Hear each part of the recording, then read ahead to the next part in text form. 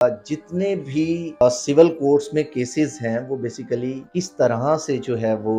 Evolve होते हैं, originate कैसे होते हैं सिविल केसेस, उनको फाइल करने का मेथड क्या है। अब स्पेसिफिक रिलीफ एक्ट में कुछ स्पेसिफिक जो है वो पोर्शंस हैं रिलीफ्स के जो कि प्रोवाइडेड हैं स्पेसिफिक रिलीफ एक्ट में। हम किन किन प्रोविजंस का इस्तेमाल करेंगे, कैसे कैसे रिलीफ जो हैं वो प्रोवाइडेड हैं हमारे लॉज में। सबसे इम्पोर्टेंट चीज़ ये है, इंजंक्शन कब और कैसे आपको ग्रांट किया जाएगा, किन किन सिचुएशन में आपको इंजंक्शन ग्रांट नहीं किया जा सकता, किन किन सिचुएशन में कोर्ट इंजंक्शन ग्रांट कर सकती है और कौन सा इंजंक्शन किस सिचुएशन में ग्रांट किया जाता है।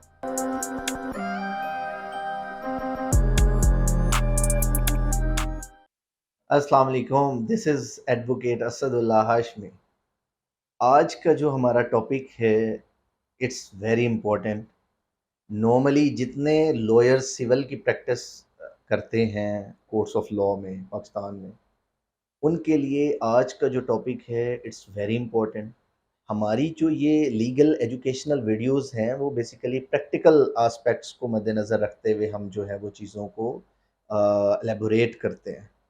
आज हमारा टॉपिक जो है रिवॉल्व करेगा जितने भी सिविल कोर्ट्स में केसेस हैं वो बेसिकली किस तरह से जो है वो इवॉल्व होते हैं, ओरिजिनेट कैसे होते हैं सिविल केसेस, उनको फाइल करने का मेथड क्या है, उसके अलावा हम किन किन प्रोविजंस का इस्तेमाल करेंगे, कैसे कैसे रिलीफ जो हैं वो प्रोवाइडेड हैं हमारे लॉज में। आज हम स्पेसिफिकली डील करेंगे स्पेसिफिक रिलीफ एक्ट 1877 को। इन शॉर्ट, अगर हम for example come to the point, specific relief act basically enact किया गया in furtherance of contract act 1872। जो कॉन्ट्रैक्ट था 1872 का जो कॉन्ट्रैक्ट एक्ट है उसमें बेसिकली अगर कोई उसको वायोलेट करता था, कोई भी शख्स जो है जिनके साथ आपस में कॉन्ट्रैक्ट्स होते थे तो वो कोई भी वायोलेट करता था तो आपके पास एक सिंपल सी रेमेडी होती थी, जस्ट कि जी आप डैमेजेस सीक करें। लेकिन इन फर्दरेंस देयर ऑफ 1877 में स्पेसिफिक रिलीफ एक्ट जो है वो प्रोवाइड किया गया जिसमें कोर्ट की डिस्क्रिशन जो है वो ज़्यादा थी as compare to other remedies जो थी। उन डिस्क्रिशन में कुछ ऐसे रिलीफ थे जो कि बहुत साल पहले कॉमन लॉ में, इक्विटी में या फॉर एग्जांपल जो चांसरी कोर्ट्स वगैरह थी उनके अंदर प्रोवाइड किए जाते थे। अब स्पेसिफिक रिलीफ एक्ट में कुछ स्पेसिफिक जो है वो पोर्शंस हैं रिलीफ्स के जो कि प्रोवाइडेड हैं स्पेसिफिक रिलीफ एक्ट में, जिनमें से मैंने पूरी स्पेसिफिक रिलीफ एक्ट को टोटल 8 सेक्शंस में डिवाइड किया ताकि आपको being a practical lawyer, being a legal expert in civil law, आपको ये पता होना चाहिए कि किस ब्रीच की जो है रेमेडी कहाँ पे अवेलेबल है। तो क्योंकि हमारा ये टॉपिक और हमारी ये एजुकेशनल वीडियोस की जो सीरीज़ है वो बेसिकली प्रैक्टिकल एस्पेक्ट से रिलेटेड है, तो इसलिए हम प्रैक्टिकली चीज़ों को जो है वो देखेंगे। बुकिश नॉलेज जो है वो आपके पास ऑलरेडी अवेलेबल है। सबसे पहले ये कि स्पेसिफिक रिलीफ एक्ट 1877 में आप अगर कोई शख्स आपका फॉर एग्जांपल पोजेशन आपसे छीन ले, आपकी चाहे मूवेबल प्रॉपर्टी है चाहे इमूवेबल प्रॉपर्टी है, आपसे स्नैचिंग कर ले या फॉर एग्जांपल आपसे प्रॉपर्टी कोई अनलॉफुल वे यूज़ करते हुए आपसे जो है वो प्रॉपर्टी का पोजेशन छीन ले, तो आपके पास जो रेमेडीज़ हैं सूट फॉर पोजेशन, जिसे आप नॉर्मली दावा दखलियाबी कहते हैं उर्दू में, सूट फॉर पोजेशन आप फाइल करते हैं सेक्शन 8 और 9 ऑफ स्पेसिफिक रिलीफ एक्ट 1877 में कि हमें ये हमारी प्रॉपर्टी का जो है वो पोजेशन था हमारे पास, हम लॉफुल पोजेसर थे उसके, और हमें किसी शख्स ने इलीगली जो है वो वहाँ से किसी भी तरीके से, चाहे थ्रू थ्रेट या अदरवाइज किसी भी तरीके से बाय फोर्सफुल मैनर जो है वो आपको अगर वहाँ से जो है वो एविक्ट कर दिया गया, वकेट करा ली गई वो प्रॉपर्टी इलीगली, तो देन जो है वो आपके पास रेमेडी होती है कि आप सेक्शन 8 और 9 में जो है वो सिविल कोर्ट में जाके सूट फॉर पोजेशन फाइल करते हैं, और सूट फॉर पोजेशन फाइल करने के बाद कोर्ट जो है वो फिर आपको पोजेशन लेके देती है और एज पर लॉ जो आपका लीगल राइट होता है वो आपको एनफोर्स करा दिया जाता है। उसमें होता क्या है 8 to 9 में आपको पोजेशन दिया जाता है, फिर 10 से 11 जो है वो मूवेबल प्रॉपर्टी के बारे में, अगर आपका पोजेशन, अगर किसी मूवेबल प्रॉपर्टी का आपसे पोजेशन ले लिया गया तो देन आप जो है वो सूट फॉर पोजेशन जो है वो मूवेबल प्रॉपर्टी का सेक्शन 10 और 11 ऑफ स्पेसिफिक रिलीफ एक्ट में फाइल करते हैं। नेक्स्ट स्टेप सेकंड जो है वो आ जाता है specific performance of a contract. क्योंकि मैंने आपको पहले बताया कि कॉन्ट्रैक्ट एक्ट की फर्दरेंस में जो आपके रिलीफ्स बचते थे वो आपको प्रोवाइड किए जाते हैं स्पेसिफिक रिलीफ एक्ट में 1877 में। तो पहला पॉइंट आ गया आपका पोजेशन का, इमूवेबल प्रॉपर्टी का। दूसरा पॉइंट आ गया आपका 10 to 11 जो है वो पोजेशन ऑफ मूवेबल प्रॉपर्टी का। देन जो रेलेवेंट प्रोविजंस है स्पेसिफिक परफॉर्मेंस की, सेक्शन 12 से लेके onward section 30 of specific relief act जो है वो प्रोवाइड करता है specific performance of a contract. इसमें डिफरेंट सिचुएशंस प्रोवाइडेड है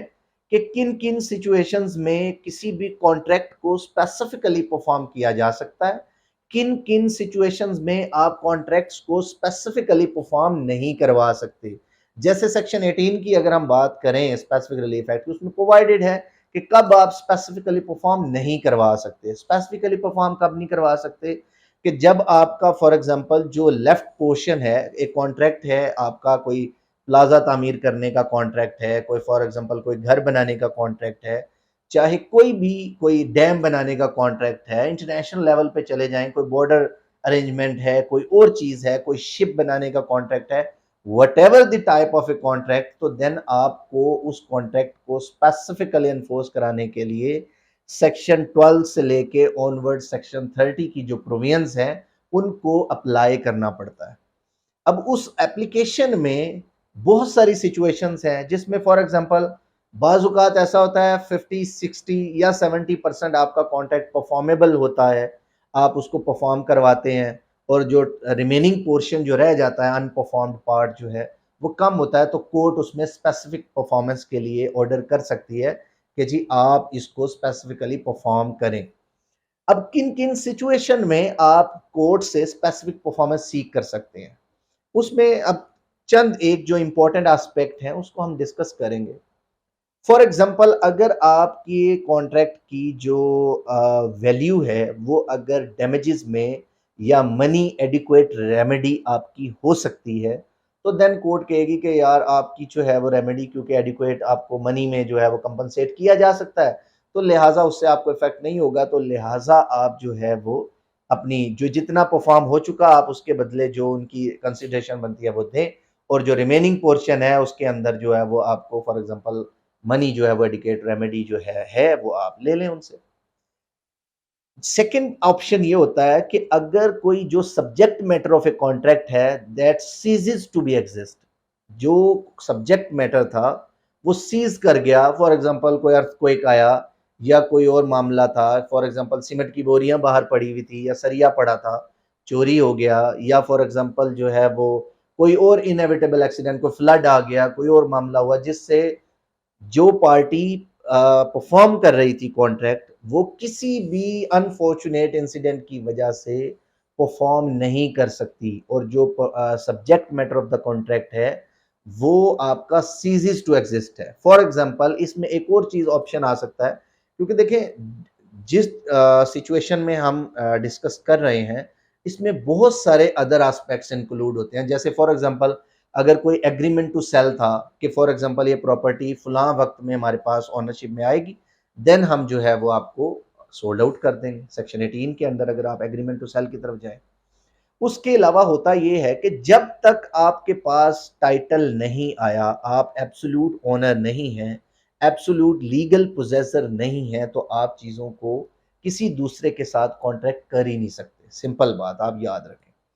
लेकिन एक चीज जैसे नॉर्मली इस्लामाबाद में या रावलपिंडी में डिफरेंट जो सिटीज हैं उनके अंदर क्या होता है, उसमें होता ये है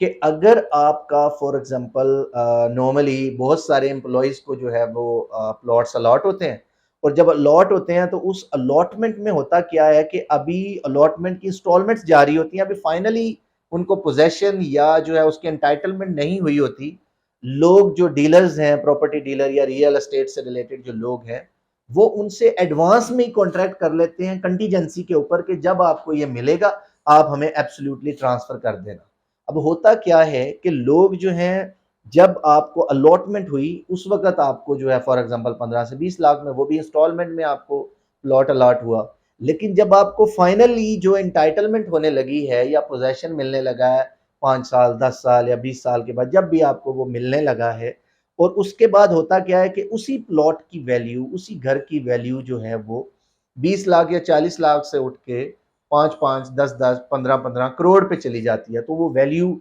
जो है वो बहुत ज़्यादा हो जाती है। तो उसके बाद होता क्या है कि लोग जो हैं उनके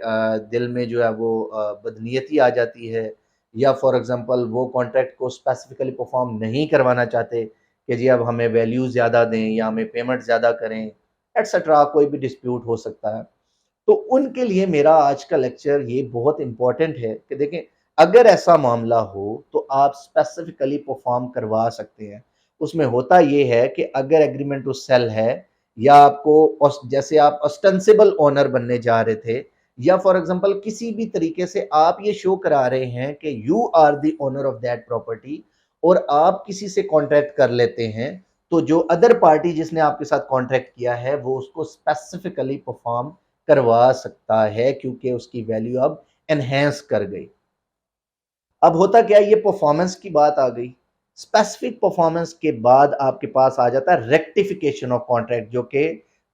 सेक्शन 31 से ऑनवर्ड 34 तक जो है वो रेक्टिफिकेशन ऑफ इंस्ट्रूमेंट्स जो है वो होता है। वो इंस्ट्रूमेंट्स कौन से होते हैं? कोई भी एग्रीमेंट हो गया आपका, कोई भी टाइटल के डॉक्यूमेंट्स हो गए, वट एवर, कोई भी डॉक्यूमेंट जिनके जरिए आपको कोई भी राइट कन्वे किया जाता है, कोई भी एंटाइटलमेंट आपको हो जाती है, वो बेसिकली होता है रेक्टिफिकेशन ऑफ कॉन्ट्रैक्ट। उसमें होता क्या है, अब हम रेक्टिफाई करने का मतलब इसको जो है वो डिटेल में पढ़ते हैं। रेक्टिफिकेशन का मतलब ये है, कोई शख्स आपके बिहाफ पे कोई प्रॉपर्टी को डीलिंग कर रहा है, और आपके बिहाफ पे किसी शख्स ने एग्रीमेंट कर दिया किसी दूसरी पार्टी के साथ, तो आप क्या करते हैं, आप उसको रेक्टिफाई कर देते हैं कि जी ये जो कॉन्ट्रैक्ट था मेरे बिहाफ पे ही हुआ है, या मैंने इस बंदे को ऑथराइज किया हुआ था कि वो इसको मेरे बिहाफ पे एनफोर्स करवा सकता है। ये रेक्टिफिकेशन है। या फॉर एग्जांपल कोई डॉक्यूमेंट कोर्ट ऑफ लॉ में प्रोड्यूस किया जाता है कि आप जो हैं फॉर एग्जांपल, और दूसरी जिस बंदे से रिलेटेड, जिस ऑनर के रिलेटेड जो है वो, जिस बंदे के रिलेटेड भी वो डॉक्यूमेंट है, इसका मतलब ये है कि उस बंदे ने जो है वो उसको कोर्ट बुलाती है तो वो रेक्टिफाई करता है कि जी बिल्कुल ये जो डॉक्यूमेंट है, ये इंस्ट्रूमेंट जो है वो प्रॉपर जो है वो मुझसे ही ड्यूली इशूड है, एज पर लॉ ये वैलिड है, और जो भी उसके बारे में क्वेरी होगी तो वो उसको जो है वो आंसर कर सकते हैं। तो ये आपका हो गया रेक्टिफिकेशन ऑफ कॉन्ट्रैक्ट। देन उसके बाद आपके पास आ जाता है रसियन ऑफ ए कॉन्ट्रैक्ट। अब रसियन ऑफ ए कॉन्ट्रैक्ट कब हो सकता है? रसियन ऑफ ए कॉन्ट्रैक्ट इस सिचुएशन में हो सकता है जब आपका कॉन्ट्रैक्ट वॉइडेबल हो, अनलॉफुल हो, इलीगल हो, या फॉर एग्जांपल बाय मिस्टेक हो गया हो। आप कुछ और सोच रहे थे, अगला बंदा कुछ और सोच रहा था, लेकिन आपने कॉन्ट्रैक्ट कर लिया और बाय मिस्टेक कोई कॉन्ट्रैक्ट हो गया, तो देन जो है वो आपके ऊपर जो है उसको आप रिसिंड कर सकते हैं। अब हम इसकी पहली सिचुएशन देखते हैं। रसियन ऑफ ए कॉन्ट्रैक्ट जो है उसके अंदर होता क्या है, रसियन में आप एक कॉन्ट्रैक्ट आपके साथ हुआ था, फॉर एग्जांपल एक सेल फोन बाय करने का, या कोई प्रोडक्ट आपने ऑनलाइन परचेज की, कोई भी ऐसा कॉन्ट्रैक्ट हुआ आपके साथ, या आपने सेल ऑफ गुड्स के लिए कोई भी ऐसी चीज जिसके लिए आपने कॉन्ट्रैक्ट किया, वो कॉन्ट्रैक्ट जिस चीज के बारे में था, दूसरी पार्टी ने आपको बताया कि यार ये असल में ना हमारे पास, फॉर एग्जांपल कोको कोला की बोतल आपने मंगवाई, लेकिन कोक की बजाय उन्होंने कहा जी आपके पास तो ये स्प्राइट या मरिंडा या कोई और प्रोडक्ट जिसके बारे में ऑर्डर किया था, फॉर एग्जांपल आप आईफोन जो है वो मंगवाते हैं, या सैमसंग फॉर एग्जांपल S22, या कोई मोबाइल फोन आप मंगवाते हैं, तो होता क्या है, किसी और कंपनी की कोई चीज और आपको डिलीवर हो जाती है, तो वो कॉन्ट्रैक्ट आपके स्टैंस पे वॉइडेबल है।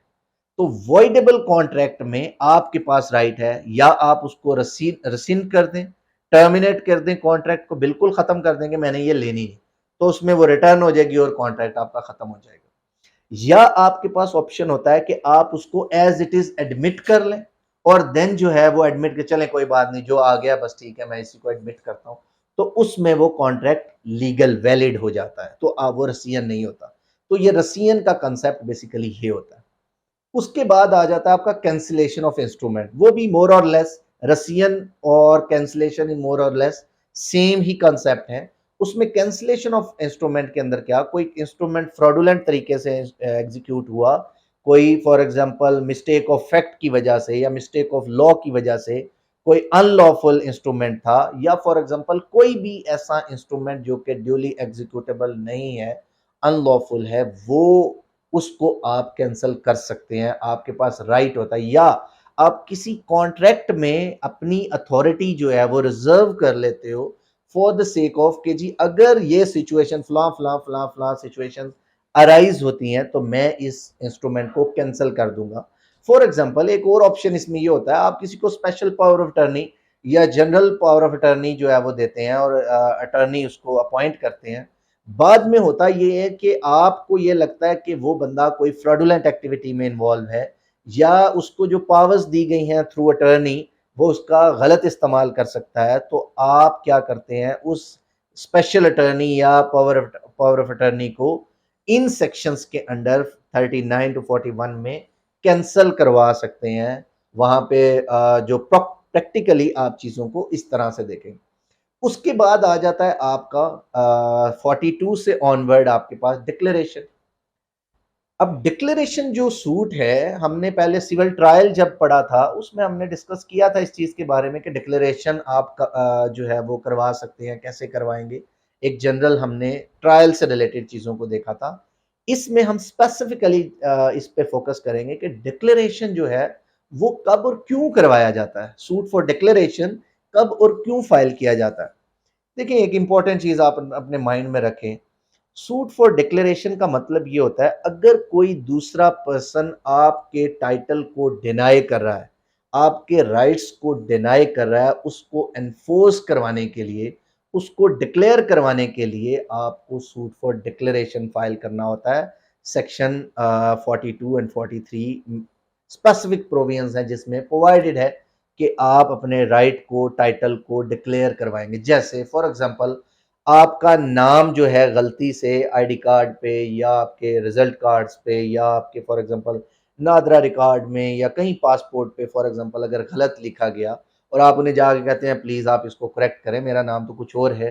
तो होता क्या है कि वो अगर वो नहीं करते, आपको नो बोलते हैं स्ट्रेट, तो देन आप कोर्ट में सूट फॉर डिक्लेरेशन फाइल करते हैं कि जिसमें वो कोर्ट से डिक्लेयर करवाया जाता है कि मेरा नेम ये है, आप इस ये गलत लिखा गया है, आप इसको इसके अकॉर्डिंगली डिक्लेयर कर दें कि ये मेरा नेम यही है, मेरा राइट यही है, तो आप डिक्लेयर करवाते हो। और डिक्लेरेशन में एक इंपॉर्टेंट चीज ये है कि उस डिक्लेरेशन के साथ आपने कॉन्सिक्वेंशियल रिलीफ भी मांगना होता है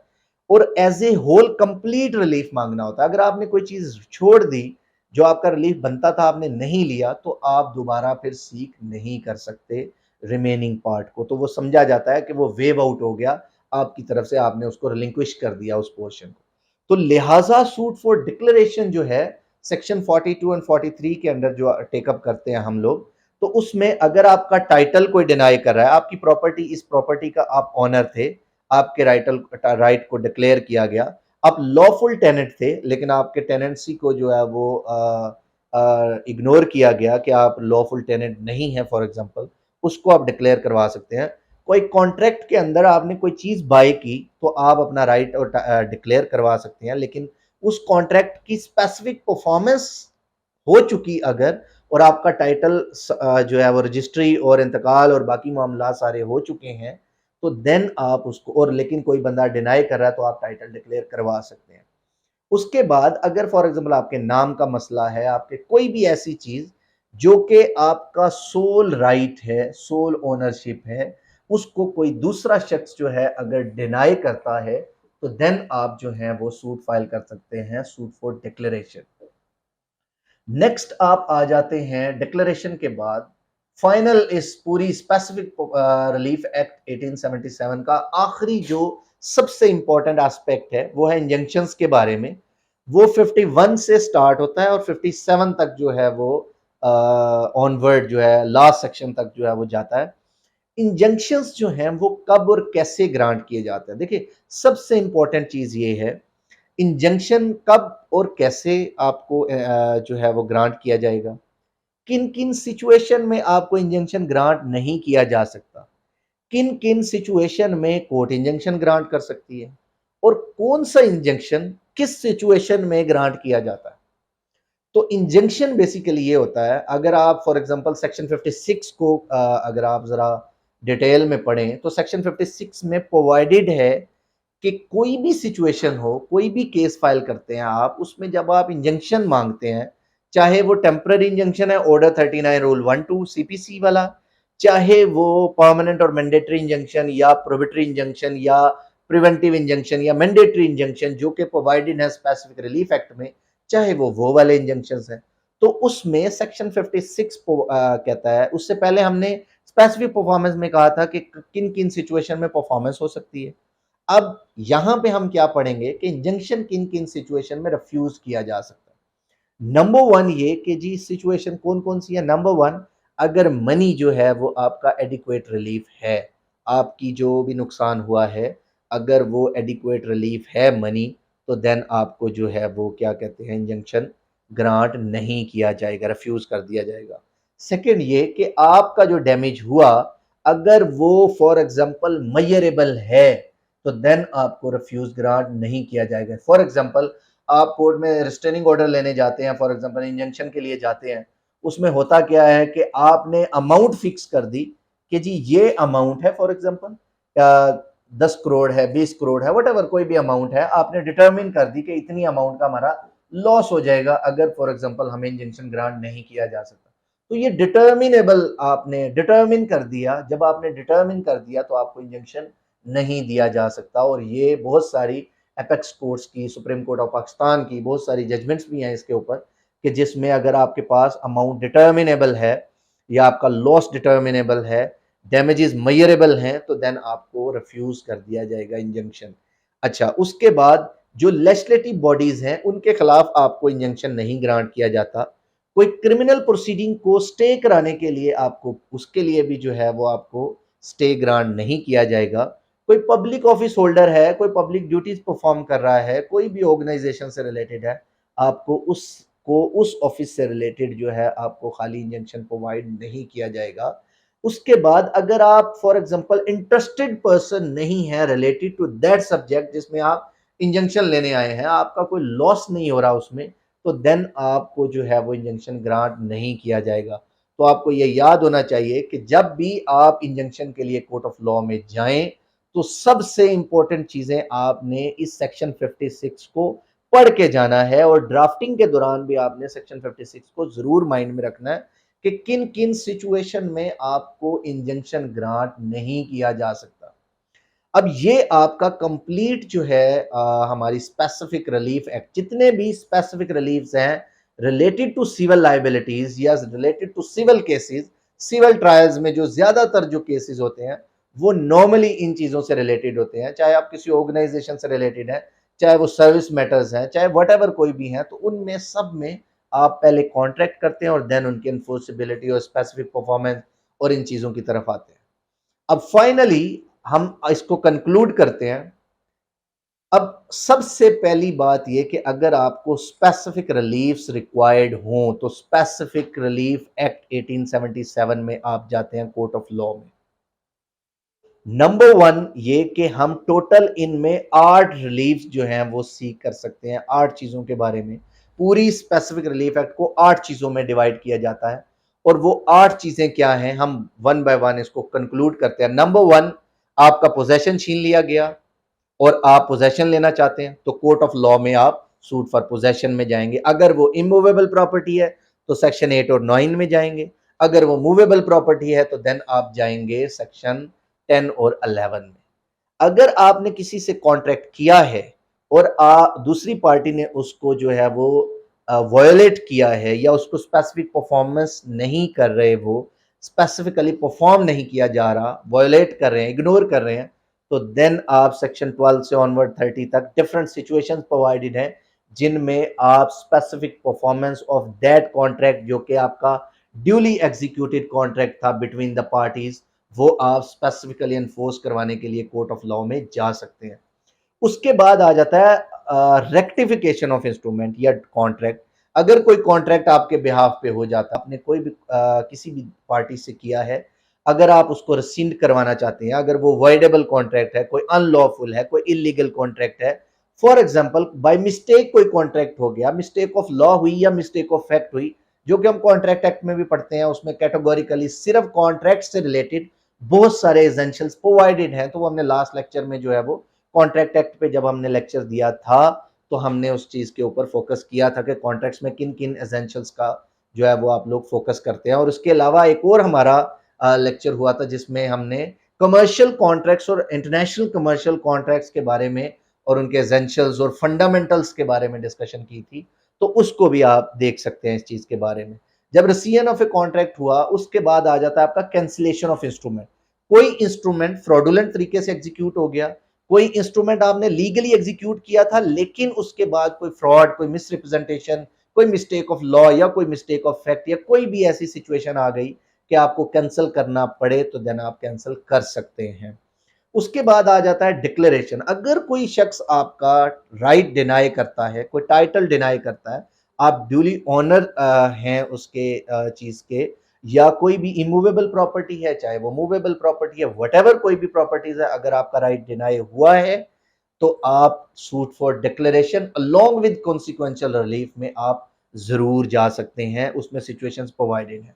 उसके बाद आ जाता है लास्ट, इसका जो पोर्शन है उसमें आ जाता है आपका सूट इंजंक्शंस के बारे में, कि जब भी आप कोई भी सूट फाइल करते हैं उसमें आप इंजंक्शंस मांगते हैं। इंजंक्शन में टेम्पररी इंजंक्शन, हमने प्रीवियस लेक्चर में सिविल ट्रायल के लेक्चर में पढ़ा था कि टेम्पररी इंजंक्शन के लिए आपको ऑर्डर 39 रूल 1-2 में जाना होता है और उसकी सारी रिक्वायरमेंट वहां प्रोवाइडेड है। और अगर फॉर एग्जांपल आपका परमानेंट इंजंक्शन है, कोई प्रोहिबिटरी इंजंक्शन है, किसी को प्रिवेंट करना है, किसी को फॉर एग्जांपल आपने कोई राइट एनफोर्स करवाना है, कोई जो भी इंजंक्शंस है, मैंडेटरी है, प्रिवेंटिव इंजंक्शन है, कोई फॉर एग्जांपल मैंडेटरी इंजंक्शन है, व्हाटएवर कोई भी परपेचुअल इंजंक्शन है, वो सारे इंजंक्शंस आपको प्रोवाइड किए जाते हैं स्पेसिफिक रिलीफ एक्ट में। और एक बात याद रखें, सेक्शन 56 आपके लिए इंतहाई इंपॉर्टेंट है कि किन किन सिचुएशन में इंजंक्शन रिफ्यूज किए जाते हैं। तो आप उन सिचुएशंस को मद्देनजर रख के अपनी जो लीगल ड्राफ्टिंग्स है उसको फोकस करेंगे, उनको राइट डाउन करेंगे। अगर वो सिचुएशंस बीच में आ रही हैं, आप उनको कैसे टैकल करेंगे in the court of law, तो आप जो है वो एक बेहतरीन जो है वो आप सिविल लिटिगेंट, एक बेहतरीन लॉयर जो कि सिविल लॉ में जितनी भी रेमेडीज आप इन्फोर्स करवाते हैं, एक बेहतरीन सिविल के लॉयर के लिए जो इंपॉर्टेंट एस्पेक्ट्स हैं, इंपॉर्टेंट चीजें हैं, वो ये आज हमने कंप्लीट स्पेसिफिक रिलीफ एक्ट 1877 को जो है वो थॉरोली डिस्कस कर लिया। इसके अलावा अगर आप लोगों के कोई भी क्वेश्चंस हो सिविल ट्रायल से related, for example criminal trial, कोई इंजंक्शन से related, declaration, suit for possession, for example specific performance of contract, rescission of a contract, cancellation of instruments, whatever agreement to sale, उनकी performance, whatever कोई भी question हो, तो आप किसी भी वक्त जो है वो हमसे राब्ता कर सकते हैं, आप हमसे पूछ सकते हैं। तो विदाउट एनी जो है वो चार्जेस हम आपको जो है वो असिस्टेंस प्रोवाइड कर सकते हैं। Thank you so much.